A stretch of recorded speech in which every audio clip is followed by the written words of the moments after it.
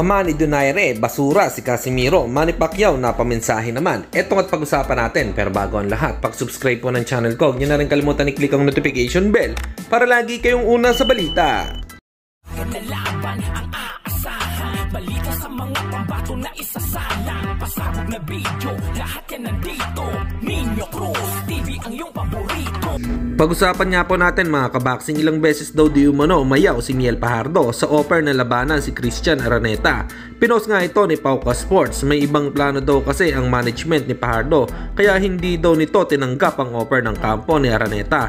Para sa aking opinyon, wag na maglaban ng dalawa dahil future world champion natin ang dalawang ito dahil parehas magaling, sa ibang lahi na lang isagupa kaysa kapwa Pinoy pa. Para sa inyo, ano ang opinyon nyo dito mga kaboxing? Comment lang kayo sa ibaba.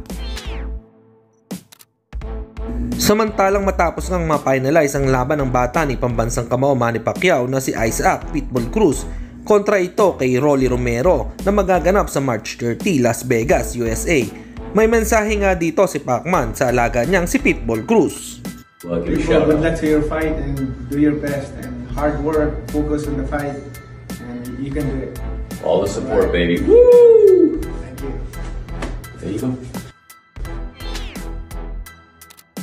At sa kabilang balita naman tayo mga kaboxing, ayon naman sa ama ni Rachel Donaire na si Jerry Marcial ay nasa basura na daw si Janrel Cuadrolas Casimiro. Inilabas nga ang audio na ito sa YouTube channel ng isang member ng Team Casimiro na si Kuyang Joseph.